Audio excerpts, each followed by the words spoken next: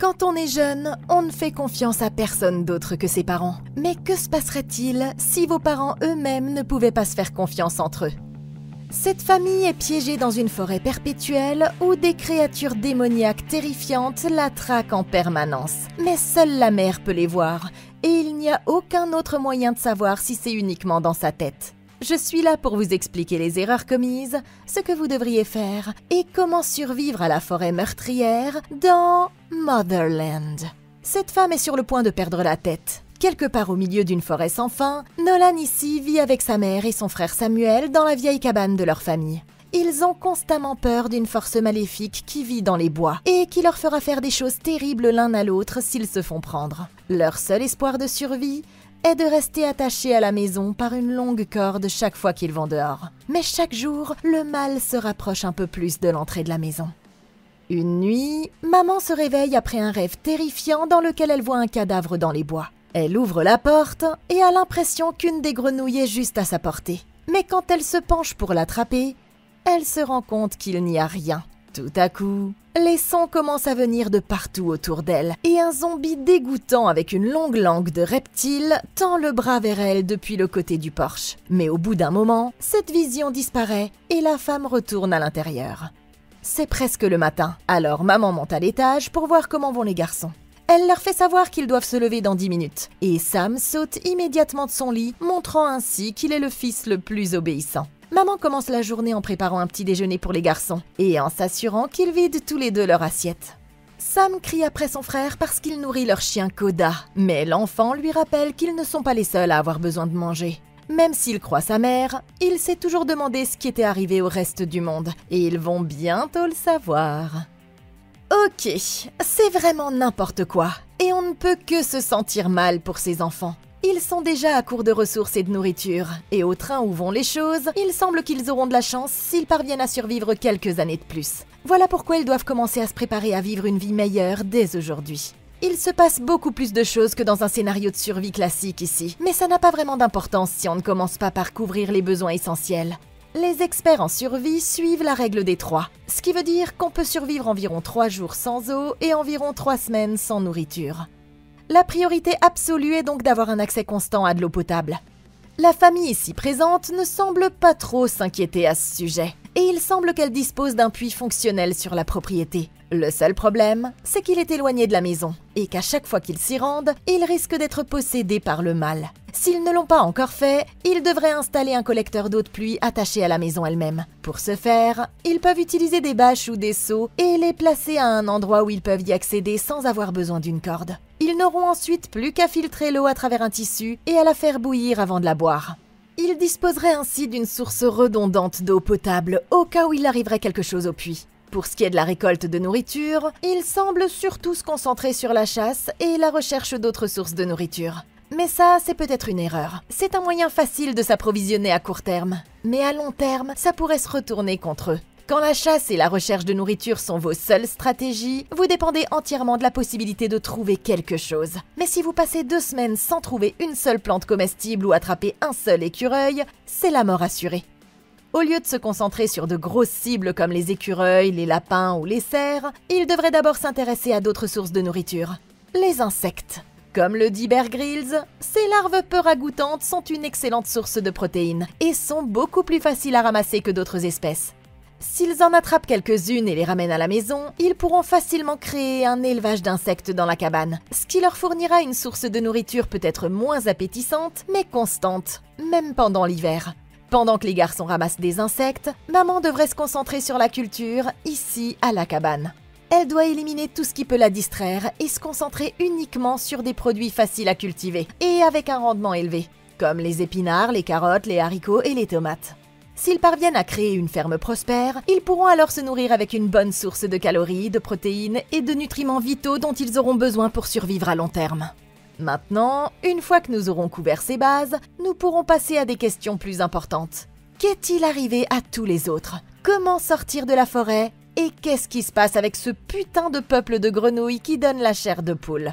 Des questions auxquelles j'aimerais trouver une réponse le plus tôt possible. Évidemment, répondre à ces questions sera un peu plus compliqué, mais nous y reviendrons et ils découvriront bien assez tôt. Ils doivent partir à la recherche de nouvelles ressources. Alors ils enfilent tous leurs bottes et s'installent sous le porche. Chacun d'entre eux prend un sifflet artisanal qu'il porte autour du cou et enroule une corde autour de son bras. Ils joignent leurs mains et récitent tous une prière avant de prendre la corde et de l'attacher autour de leur corps, l'utilisant comme ligne de vie pour se relier à la maison. Ils ne voient encore rien, mais maman a l'impression que quelque chose les observe en permanence. Alors elle décroche une arbalète du mur juste au cas où. Nolan envoie le chien à la recherche d'un lapin, et ce dernier s'enfuit dans la forêt en courant. Ils se promettent de ne jamais lâcher la corde et partent tous dans des directions différentes, traînant la corde derrière eux partout où ils vont. Dès qu'elle se retrouve seule, maman commence à avoir des visions de l'homme-grenouille qui l'observe depuis les arbres. Elle se souvient d'une époque où ils ne vivaient pas comme ça, et elle a toujours dit aux enfants que les autres avaient le mal en eux depuis toujours. C'est son père qui a construit la cabane, pour que la famille soit en sécurité, mais il semble que ses parents n'aient pas survécu. Et elle s'arrête d'abord sur leur tombe, à la limite de la propriété. Sam se rend dans le lit d'une rivière asséchée où il découvre une énorme mue de serpents sur le sol. Il n'y a peut-être plus d'humains dans les environs, mais il y a encore beaucoup d'animaux dans la forêt. Alors ils essaient d'attraper tout ce qu'ils peuvent pour ne pas mourir de faim. Sam, lui, semble beaucoup plus concentré sur la survie, dévorant tout ce qui croise son chemin. Tandis que son frère se contente d'explorer les environs. L'enfant finit par repérer un nid d'oiseau dans un arbre, mais quand il y grimpe, il s'aperçoit qu'il a déjà été détruit. De là-haut, il peut voir à des kilomètres à la ronde, mais même d'ici, il n'y a que des montagnes et des forêts qui s'étendent à l'infini. De retour au sol, il remarque un seul œuf non fêlé au milieu d'une clairière, mais il est légèrement au-delà de la limite de sa corde. Frustré, il s'apprête à lâcher la corde quand son frère arrive et le prévient qu'il ne doit pas le faire, soupçonnant que l'œuf pourrait être un piège. Il dit qu'ils doivent laisser leur mère faire le choix, et menace de faire retentir le sifflet s'il essaie encore une fois de se détacher. Pendant qu'il remonte la colline, Nolan jure qu'il a entendu son frère murmurer « elle m'aime plus ». Mais quand il l'interroge à ce sujet, le garçon insiste sur le fait qu'il ne l'a absolument pas dit. Dans un moment de colère, il marche sur la corde de son frère qui s'éloigne, ce qui le fait glisser et tomber jusqu'en bas de la colline sans sa corde de vie pour le protéger. Nolan se met à siffler pour appeler à l'aide, mais son frère est pris au piège parce que sa cheville s'est cassée dans la chute. Leur mère accourt dès qu'elle l'entend, et l'enfant commence à se démener pour se mettre sur ses pieds, quand tout à coup, il entend un énorme serpent siffler vers lui depuis un arbre mort. Paniqué, Nolan détache sa propre corde et se précipite pour l'aider, mais ils sont désormais tous les deux déconnectés de la maison qui les protégeait. La corde de maman se bloque avant qu'elle ne puisse les atteindre, et la créature sort de la souche sous la forme de leur grand-mère, rampant sur le sol et se précipitant vers les garçons avec sa langue fourchue. La femme se sert d'un couteau pour se libérer et court au-devant de la créature pour les attacher tous ensemble avec une seule corde. Mais ils ne sont pas encore sauvés. Un instant plus tard, la créature apparaît juste derrière eux et commence à s'approcher aussi près que possible. Mais la corde signifie qu'ils ne peuvent pas être touchés, et les garçons n'ont toujours pas vu cet esprit maléfique qui fait si peur à leur mère. Ok, désolé de le dire les enfants, mais votre grand-mère a l'air un peu négligée. Il s'en est fallu de peu, ou du moins il semble que ce soit le cas. Mais chaque rencontre à laquelle ils survivent nous en apprend un peu plus sur la façon dont le mal fonctionne. Bon, Nolan a clairement eu tort de faire ce qu'il a fait à son frère, mais les fautes ici sont bien plus complexes que ça. Si maman croyait vraiment qu'une erreur pouvait leur coûter la vie, elle n'aurait jamais dû laisser les garçons se promener sans surveillance pour commencer. Même s'ils sont intelligents, ce ne sont que des enfants, et ce n'est qu'une question de temps avant que l'un d'entre eux ne fasse quelque chose de vraiment stupide, comme tomber dans un piège carrément évident. Je veux dire, sérieux, tous les œufs sont cassés sauf celui qui est juste hors de portée de la corde. Vraiment. Heureusement, Sam était là pour l'arrêter, mais le mal n'en avait pas encore fini avec eux, et c'est ce qui s'est passé ensuite qui est vraiment intéressant. Il est temps de discuter de quelques théories sur ce qu'est vraiment le mal, et il y a deux façons de l'envisager. Soit il s'agit d'une véritable force surnaturelle semblable à un démon, soit tout ça se passe dans la tête de maman. Et ce qui est difficile dans la quête de la vérité, c'est que les preuves apportées jusqu'à présent peuvent aller dans un sens, comme dans l'autre. D'un côté, elle est manifestement folle, non ?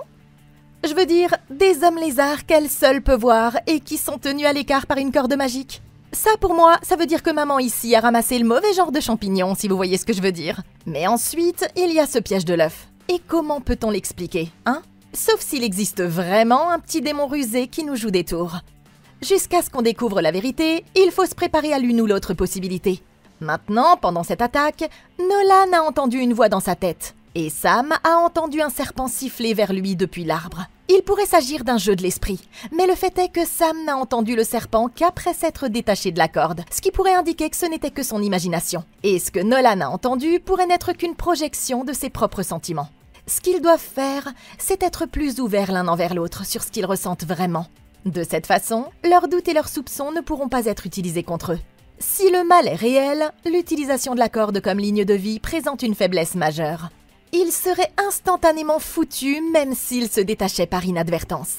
La raison pour laquelle la corde est efficace, c'est parce qu'elle est attachée à la maison. Mais il existe une stratégie à laquelle ils n'ont pas encore pensé et qui changerait complètement la donne. La prière commence par « Béni soit le bois ancien de notre maison », ce qui indique que le bois lui-même possède des éléments protecteurs surnaturels. Par conséquent, ils devraient tous prendre une petite planche de bois du porche et l'emporter avec eux au cas où ils se retrouveraient dans une situation d'urgence. Mieux encore, je collerai du bois de la maison sous mes bottes. Comme ça, je me tiendrai toujours sur un sol protégé, peu importe où je marcherai. Et je serai protégé du mal, peu importe ce qui arriverait. Ça peut paraître insensé, mais on ne peut pas être sûr tant qu'on n'aura pas essayé. Elle les ramène précipitamment à la maison et les oblige à réciter une prière en tenant leurs mains sur la trappe qui mène à la cave. C'est une sorte de test pour voir s'ils ont été touchés par le mal. Et les conséquences ne sont pas bonnes en cas d'échec. Mais heureusement, les garçons sont sains et saufs pour le moment. Nolan tente d'expliquer que tout ça n'était qu'un accident, mais sa mère est absolument furieuse et elle leur rappelle qu'une seule petite erreur pourrait leur coûter la vie. La cheville du petit semble être cassée et ils ne peuvent pas vraiment l'emmener à l'hôpital, alors elle doit le rafistoler avec ce qu'ils ont à la maison. Pendant qu'elle répare la corde, maman revoit la vieille femme dans le jardin et elle a la vision d'un énorme serpent jaune tapi sous l'arbre. Ils préparent un écureuil et quelques insectes pour le dîner, mais demain, ils devront encore sortir pour chercher d'autres vivres. Et elle commence à s'inquiéter de la possibilité qu'il fasse une erreur un jour. Elle explique au garçon combien elle était reconnaissante qu'il ne puisse pas voir le mal, mais au fil des ans, elle a compris que tout ça fait partie de son plan. Il veut qu'il pense qu'il n'est pas réel, parce qu'au moment où ils baisseront leur garde, il frappera. Il y a des années, elle a trouvé le mal sous la forme d'une petite fille dont le pied était resté coincé dans un trou, juste au-delà de la distance que sa corde pouvait atteindre. Sachant qu'il s'agissait d'un piège, elle a laissé la fillette là-bas pendant des jours, jusqu'à ce qu'elle arrête enfin de hurler. Mais à chaque fois qu'elle y est retournée, le corps apparaissait toujours. Ça avait beau être crédible, elle savait qu'elle ne pourrait jamais aller vérifier, sinon le mal s'introduirait à l'intérieur. Et c'est pourquoi les garçons sont obligés de lui faire confiance, même s'ils ne l'ont jamais vu. Plus tard, maman soumet le garçon à un rituel au cours duquel elle l'enferme seul dans une cave obscure. Quand elle le laisse enfin sortir, Nolan doit lui expliquer tout ce qu'il a vu à l'intérieur, et il lui dit que les visions lui ont rappelé de quelle manière la maison les protège. Plus tard dans la nuit, un gros orage éclate, et Nolan dessine son frère avec des ailes de hibou. L'enfant commence à faire l'imbécile et à prétendre qu'il peut voler, mais les choses se compliquent quand Nolan évoque ce qui s'est passé plus tôt dans la journée. Il se demande pourquoi ils n'ont rien vu quand ils ont tous les deux lâché la corde, et il craint que leur mère ne soit en train de devenir folle. Quand quelqu'un devient le mal, elle le tue. Et elle l'a déjà fait à leur père et à ses deux parents. Mais Samuel insiste sur le fait qu'elle essaie seulement d'assurer leur sécurité. Il trouve quand même bizarre que Koda puisse être libre sans problème, et que ni l'un ni l'autre n'ait jamais vu ce que leur mère voit. Avant d'aller se coucher, il raconte ce qu'il a entendu son frère dire dans les bois. Mais Sam lui promet qu'il n'a jamais dit ça. Et pendant qu'ils dorment tous les deux à l'étage, maman est sous le porche en train d'aiguiser son couteau. Un bruit provenant de l'obscurité la fait s'arrêter et elle s'approche de la balustrade pour voir de plus près. C'est alors qu'un homme sort de la forêt en répétant une des prières. C'est son mari, mais au lieu d'être heureuse de le voir, la femme fait de son mieux pour l'ignorer, faisant comme s'il n'était pas là. Ne se laissant pas abattre, l'homme commence par lui demander s'il peut voir les garçons, en disant qu'il veut leur dire la vérité sur ce qui s'est réellement passé. Plus elle refuse, plus l'homme est frustré, mais il sait que ce n'est qu'une question de temps avant qu'il ne manque de nourriture. Ils finiront par mourir d'une manière ou d'une autre, et dès qu'elle fera une erreur, il lui fera manger ses bébés. Ok, ça change complètement la donne. Elle voulait peut-être bien faire à un moment donné, Mais nous découvrons lentement mais sûrement que maman devient folle. Et maintenant que nous savons qu'elle a tué son mari et ses 2 parents, nous commençons à entrevoir le tableau d'ensemble qui se cache derrière toutes ces visions. Jusqu'à présent, le mal ne lui est apparu que sous la forme des personnes qu'elle a tuées. Il s'agit manifestement d'une projection de sa culpabilité intérieure pour ce qui s'est passé. Et on comprend maintenant pourquoi elle veut les garder isolés quoi qu'il en coûte. Même si la société existe toujours, elle ne peut pas y retourner sans s'attirer des ennuis pour ses crimes et sans perdre automatiquement ses garçons. Il semble que Nolan soit le seul à avoir une vision plus large de la situation et que son frère ait été victime d'un lavage de cerveau à cause des histoires de leur mère. C'est vraiment une position inconfortable, mais au moins, maintenant qu'il a compris, il va pouvoir commencer à élaborer un plan. À présent, Nolan pourrait essayer de confronter sa mère directement en lui faisant remarquer les incohérences de ses histoires et en lui expliquant pourquoi il est important qu'ils aillent chercher de l'aide. Mais ça pourrait facilement se retourner contre lui. En effet, maman a montré à maintes reprises que Sam est son fils préféré. Elle lui donne ses repas en premier, veille toujours à ce qu'il finisse de manger et ne s'est inquiétée pour lui que quand elle les a entendus appeler à l'aide tous les 2. Si elle a l'impression que son fils se retourne contre elle, qui sait ce qu'elle pourrait faire ? Donc pour le moment, je pense que le plan le plus sûr est qu'il garde ses doutes pour lui. Cela dit, c'est pas parce qu'il doit jouer le jeu qu'il doit arrêter de réfléchir à un plan d'évasion. Essayer de sortir de là à pied ne devrait être que le dernier recours puisqu'il semble qu'il n'y ait que des forêts et des montagnes à perte de vue. Ça veut dire que Nolan va devoir faire venir de l'aide à lui, mais ce ne sera pas facile non plus. Comme ils n'ont jamais vu d'avion ni d'hélicoptère voler au-dessus de leur tête, ils pourraient essayer de déposer des petits messages dans l'espoir que quelqu'un les remarque. Mais si sa mère les voit, il aura de gros ennuis. Toutefois, il ne faut pas oublier que le chien Koda est libre d'aller où il veut. Et ils n'ont aucune idée de ce qu'il fait pendant toute la journée. Pour ce qu'ils en savent, il est possible qu'il rencontre d'autres personnes quand il sort. Alors, si c'était moi, j'attacherais discrètement un message à son collier. De cette façon, s'il rencontre quelqu'un, il pourra peut-être nous envoyer de l'aide. Une autre option serait de trouver un terrain en hauteur et d'envoyer un signal de fumée. Du moment que maman est occupée ailleurs, il n'y a aucune chance qu'elle l'apprenne, puisqu'il s'agit d'un message temporaire. Mais d'un autre côté, toute personne aux alentours qui regarde le ciel s'en apercevra et viendra pour nous aider. Au matin, maman et Nolan sont en train de travailler dans la serre quand ils remarquent le tatouage de serpent qu'elle a dans le dos. Curieux, il lui demande comment elle l'a eu, mais elle lui explique qu'il date d'avant que Toon devienne dingue, à l'époque où elle a rencontré son père. Au fil des jours, maman lit au garçon le conte de Hansel et Gretel. Dans cette histoire, les parents meurent de faim et décident de vendre leurs enfants à une méchante sorcière. L'aspect le plus effrayant de l'histoire, c'est qu'elle correspond parfaitement à ce qui se passe dans leur vie réelle, et ce n'est qu'une question de temps avant qu'ils n'aient plus rien à manger. Après un certain temps, ils en sont réduits à leur tout dernier bocal. Et maman va maintenant devoir réfléchir à la façon dont elle va garder ses garçons en vie. Un soir, Nolan s'aperçoit qu'il y a une nouvelle lune. Et leur mère les laisse enfin écouter un disque avec la chanson Big Rock Candy Mountain. Les garçons s'amusent, mais maman est manifestement préoccupée par la dure réalité de leur situation. Nolan finit par la faire danser, mais il voit bien qu'elle se montre beaucoup plus affectueuse envers son frère. Et quand elle les prend tous les 2 dans ses bras, il est clair à voir l'expression de son visage qu'elle a de sombres pensées. Plus tard dans la nuit, leur mère prend un bain quand elle entend une porte s'ouvrir à l'intérieur de la maison. Elle se retourne et aperçoit Nolan debout qui ne réagit pas. Il semble que l'enfant soit somnambule. Alors elle le ramène dans son lit et lui attache une clochette autour de la cheville. Le lendemain matin, maman prend toutes les cordes et les attache ensemble pour former une seule et même ligne. Elle doit aller le plus loin possible pour trouver du bois, ce qui veut dire que les garçons devront rester à la maison. Au fond des bois, elle se poste dans un arbre avec son arbalète en attendant que quelque chose passe. Après un certain temps, il semble que rien ne viendra. Et, se sentant abattue, elle commence à faire demi-tour vers la maison. Mais c'est alors qu'elle entend une grenouille coasser quelque part à proximité. Plus elle se rapproche, plus le son de la grenouille se transforme en celui d'un corbeau. Et quand elle regarde derrière un arbre, elle a une vision terrifiante de l'oiseau en train de s'attaquer à un de ses garçons. Elle regarde à nouveau, mais cette fois la vision a disparu et la femme vise l'oiseau. Mais au moment où elle appuie sur la détente, la vision réapparaît, ce qui lui fait manquer son tir. Furieuse, elle hurle de colère dans la forêt déserte, consciente qu'elle est en train de perdre la tête. Et comme la chasse ne marche pas, ils vont devoir se tourner vers d'autres sources alimentaires pour se nourrir. Désespérés, ils doivent se résoudre à éplucher l'écorce des arbres et à la faire cuire en petits morceaux. c'est pas exactement le repas le plus nutritif, et ils peuvent à peine avaler une bouchée sans se casser les dents. Mais ils ne se doutent pas à quel point les choses sont sur le point de dégénérer. Un jour, alors qu'il est en train de ramasser des écorces, Nolan entend un puissant souffle dans les arbres.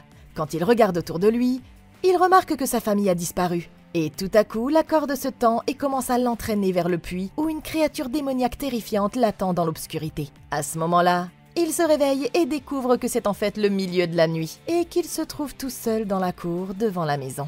Il a encore dû être somnambule. Et le pire, c'est qu'il est sorti sans la corde. À ce moment-là, le garçon commence à entendre des grenouilles dans les bois tout autour de lui, et il voit son chien Koda qui sort des arbres. Mais tout à coup, sa mère l'attrape par derrière, l'entraîne à l'intérieur et le force à répéter la prière encore et encore pour s'assurer qu'il n'est pas possédé. Pour le punir, elle l'enferme dans la cave et l'oblige à y rester pendant des heures jusqu'à ce que l'obscurité disparaisse. Ok. Vous savez quoi? Je commence à en avoir assez de cette folle qui s'acharne contre ce pauvre Nolan. Elle n'arrête pas d'accuser le gamin de tous leurs problèmes. Mais je crois qu'il est temps de se regarder dans un miroir. Parce que maman, tu as merdé. Bon, alors, par où commencer? Je sais pas ce qui t'est arrivé exactement quand tu vivais dans la société. Mais toute cette histoire de protéger ta famille montre seulement à quel point tu es hypocrite. Tu dis que le mal s'est emparé de tout le monde. Alors comment tu as fait pour l'éviter, hein? Tu n'avais pas ta corde magique pour te protéger et tu n'es pas l'élu qui doit changer le cours des choses, si? Tu n'es qu'une femme dérangée au fond des bois qui prive Nolan et Sam de toute chance d'avoir une vie normale. Tout ça parce qu'il t'est arrivé des bricoles dans le passé. J'ai le sentiment qu'on occulte le fait que tu as tué ton mari et tes pauvres parents. Je veux dire, c'est vraiment un truc de malade là. Je vais te poser une question. Après avoir été possédés, qu'est-ce qu'ils ont fait de si mal? Parce qu'à moins qu'ils aient tué quelqu'un, ils sont loin d'être aussi mauvais que toi. Tu commences à saisir maintenant? Chaque chose que tu as faite pour aider les garçons a eu l'effet inverse. Et maintenant, chaque jour est un combat pour leur survie. Le pire, c'est que tu as tellement raconté de conneries sur les grenouilles invisibles que même tes gosses de 10 ans commencent à se dire que maman commence à avoir l'air un peu cinglée.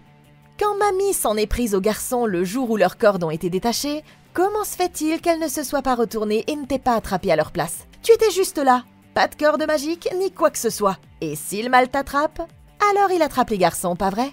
Maintenant, je comprends ce truc de « il veut nous faire croire qu'il n'est pas réel et tout ». Mais il n'y a absolument aucune raison pour que mamie ne t'attrape pas à la première occasion. À moins bien sûr que tout ça ne soit que des conneries et que tu ne sois qu'une folle qui a tué ses parents et son mari sans aucune raison. Et si une seule petite erreur peut vous mener à la mort, comment se fait-il que la seule chose qui protège Nolan quand il est somnambule, ce sont des clochettes autour de ses chevilles? Tu ne crois pas que tu devais, je sais pas moi, au moins verrouiller ta putain de porte? Pour l'amour du ciel, maman, tu as dit que tu voulais les protéger du monde plein de malheurs et de souffrances. Mais c'est exactement le monde que tu as fini par créer. Sauf qu'ici, ils n'ont même pas d'iPad pour les aider à se déconnecter de la réalité. Il y a le fait d'être un parent surprotecteur, et il y a le fait d'être si surprotecteur que tu imagines littéralement une apocalypse à partir de rien. Et comme la situation ne cesse d'empirer, je crois qu'on peut tous dire que maman, tu as merdé. Allongé dans son lit, Nolan commence à insister auprès de son frère pour qu'ils partent de la maison. Il est convaincu que leur mère commence sérieusement à perdre les pédales et il préfère tenter sa chance pour trouver de l'aide par ses propres moyens. Ce qu'il ne réalise pas, c'est que maman est encore éveillée elle aussi et qu'elle peut entendre chaque mot qu'il prononce. Après réflexion, Sam s'en tient à son instinct qui lui dit que c'est trop dangereux. Mais bientôt, tout va changer. Le lendemain, maman prend une boîte sur l'étagère et l'ouvre à l'aide d'une clé dissimulée. À l'intérieur, il y a une collection intéressante d'objets, dont une pile de vieilles photographies et un appareil photo Polaroid. Elle trouve les garçons en train de jouer au domino et leur montre l'appareil photo pour la première fois en leur expliquant comment l'utiliser pour prendre des photos. Après leur avoir montré quelques photos de l'époque, elle leur dit qu'une bonne photo ne se contente pas d'immortaliser le moment, mais elle permet aussi de capturer ce qu'on a ressenti. Il ne reste plus qu'une seule et unique photographie dans l'appareil, et elle attend l'occasion parfaite pour enfin en faire usage. Tout à coup, maman décide qu'il est venu le temps d'annoncer une mauvaise nouvelle. Elle les avertit que l'hiver sera rude, précisant qu'ils n'ont pas de nourriture et à peine assez d'eau pour tenir un mois. Leurs chances de survie ne sont pas bonnes, et il n'y a qu'une seule chose qu'elle puisse faire pour les maintenir en vie. Elle va leur faire manger Koda. À présent scandalisé, Nolan bondit de son siège. Mais sa mère lui rappelle que le chien se fait vieux et qu'il ne leur a pas ramené de nourriture depuis longtemps.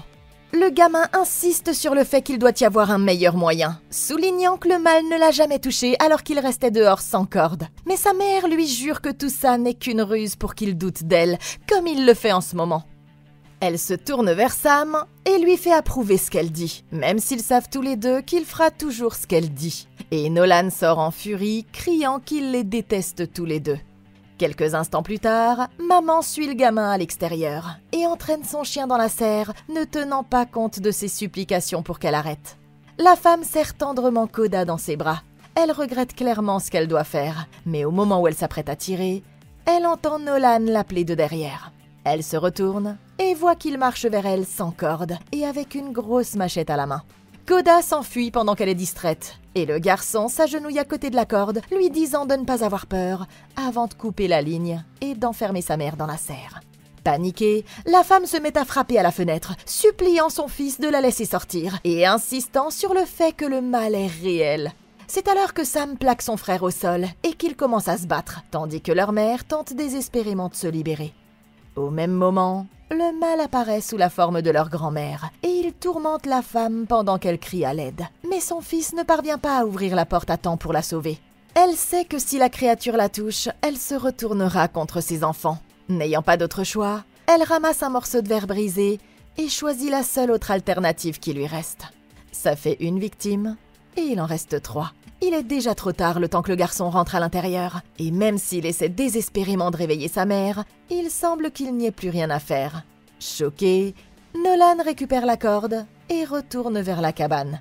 Mais il commence à se demander si ce mal ne serait pas réel après tout. Ok, bon, je crois que c'est ce qui s'est passé. Tout ce que je peux dire, c'est que je suis contente que Koda ait pu s'enfuir. Mais avec la mort de leur mère, la situation des garçons vient de changer du tout au tout. Il ne faut pas oublier que la famille était déjà au bord de la famine. Et c'est pourquoi toute cette histoire traumatisante s'est déroulée. Aussi folle qu'elle soit, maman ici présente maintenait à peu près à elle seule ses 2 petits en vie. Mais maintenant, ils vont devoir se débrouiller seuls, alors qu'un hiver rigoureux est sur le point de s'abattre sur eux. Le pire, c'est qu'ils sont si jeunes et si traumatisés qu'ils ne pourront même pas se fier à leur propre instinct. Et après ce qui s'est passé, Sam ne fera probablement plus jamais confiance à son frère. Le côté positif, c'est que maman était réellement dangereuse, et que c'est elle qui empêchait les garçons d'entrer en contact avec le monde extérieur. Maintenant qu'elle n'est plus une menace, ils vont pouvoir essayer toutes sortes de nouvelles stratégies pour assurer leur survie. Avec l'hiver qui approche, la dernière chose qu'ils voudront faire, c'est de se perdre dans la forêt sans abri. Donc, même s'ils n'ont plus beaucoup de réserves, ils devraient essayer de rester à la cabane aussi longtemps qu'ils le peuvent. Maman a peut-être fait le plus gros du travail, mais en cours de route, les garçons ont acquis une expérience précieuse en matière de culture, de recherche de nourriture et de chasse, qui pourrait leur sauver la vie. Nolan doit rappeler à son frère que quoi qu'il arrive, maman aurait voulu qu'ils restent ensemble.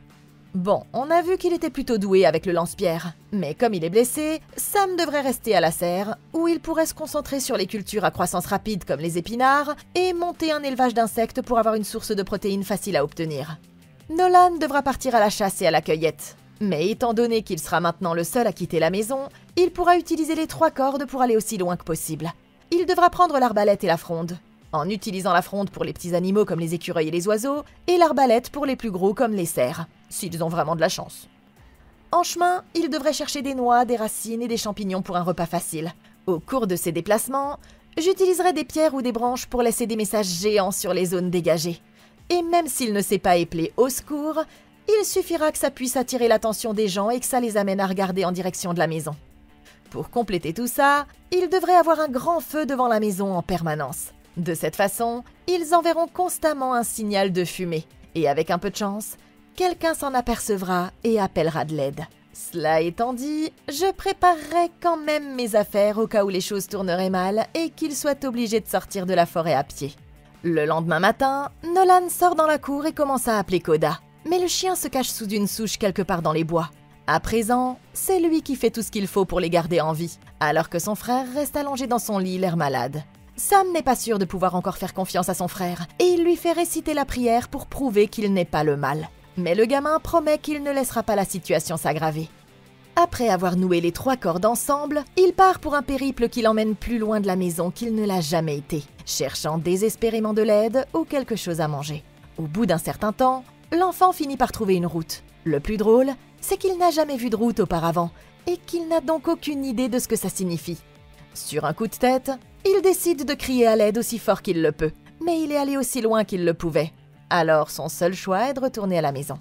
Au moment où il veut rentrer à l'intérieur, un homme vêtu d'une veste orange s'avance vers lui sur le sentier. L'homme dit avoir entendu quelqu'un crier à l'aide. Mais Nolan ici présent se dit qu'il s'agit peut-être d'une ruse. Le jeune homme se présente sous le nom de Cole. Il finit par convaincre le garçon de se confier et celui-ci lui explique que sa mère est morte et qu'il cherchait à se procurer des vivres. L'homme s'apprête à lui donner de la nourriture tirée de son propre sac quand tout à coup, Sam sort de la maison avec une arbalète rouge qu'il pointe droit sur lui. Le jeune homme lève les mains et commence à reculer en jurant qu'il ne cherche pas les ennuis. Mais le problème, c'est que le gamin est convaincu que ce type est possédé par le mal et il lui ordonne de rester immobile bien qu'il veuille juste s'en aller. Nerveux, Nolan supplie son frère de ne pas faire ça. Mais quand l'homme se retourne et tente de s'éloigner, il lui tire dessus en plein dans le dos. Grièvement blessé, le randonneur se met à hurler à l'aide en titubant et il reprend le chemin par lequel il est venu. Sachant qu'il a de la nourriture, Nolan se lance à sa poursuite, suivant les traces de sang jusqu'à ce qu'il trouve l'homme en train de se vider de son sang près d'un arbre.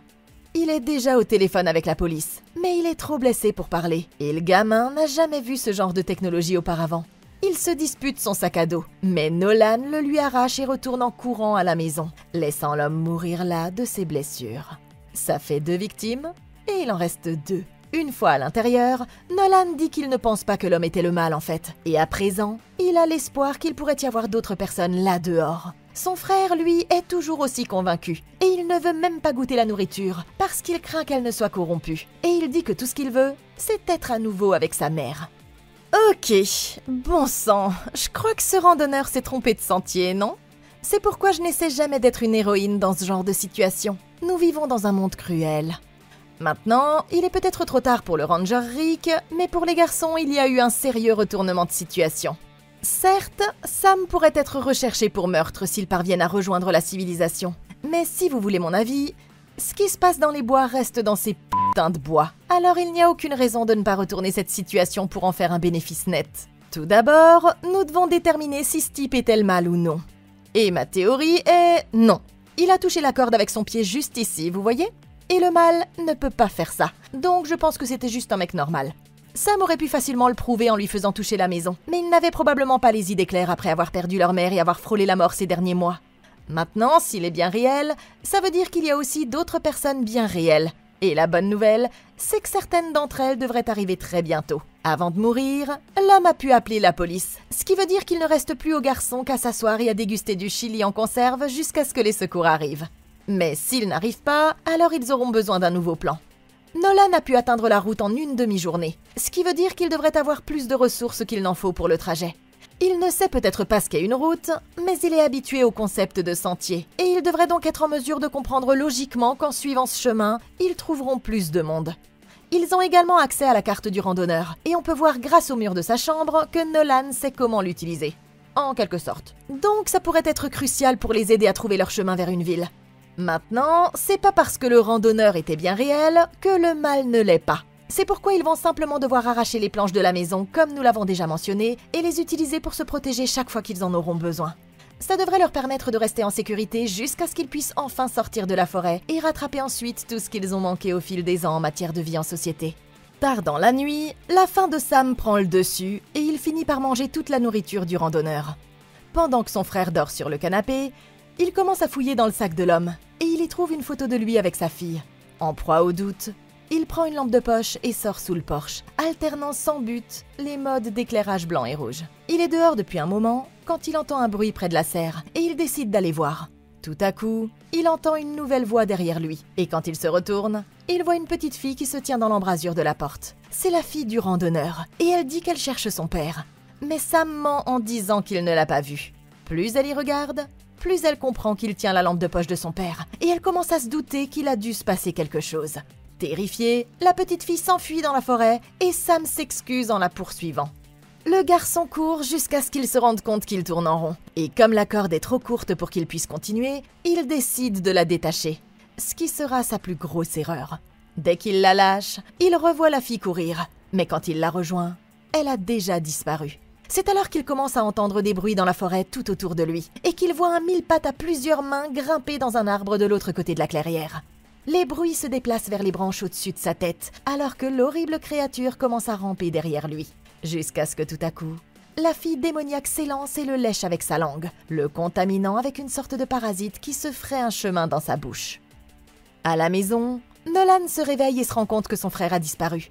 Voyant la corde, il tire dessus jusqu'au bout et découvre avec stupeur que son frère a dû l'enlever. Il ramasse la lampe de poche et entend Sam appeler à l'aide dans la forêt.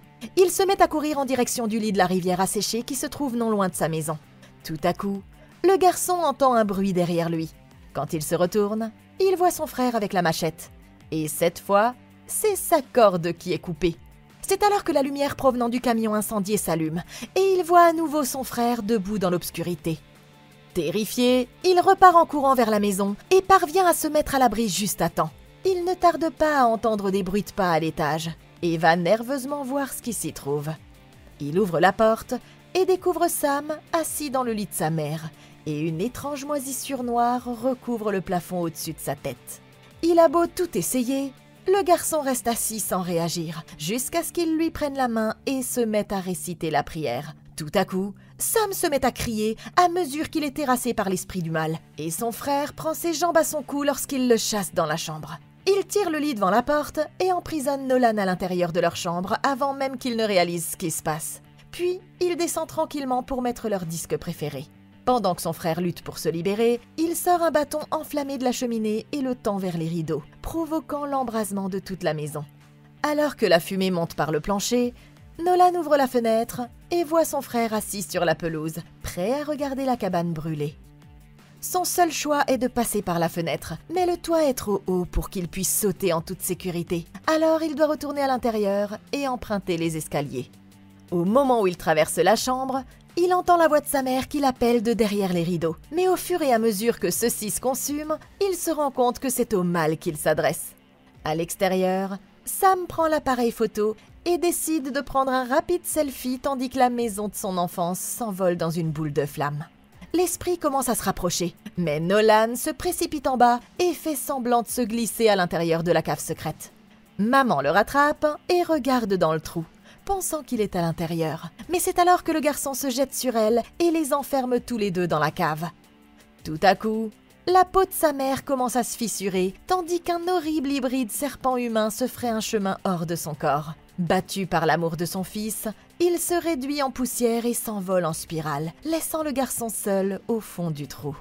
Quelque temps plus tard, une équipe de pompiers arrive à la cabane et secourt les deux garçons à bord d'un hélicoptère.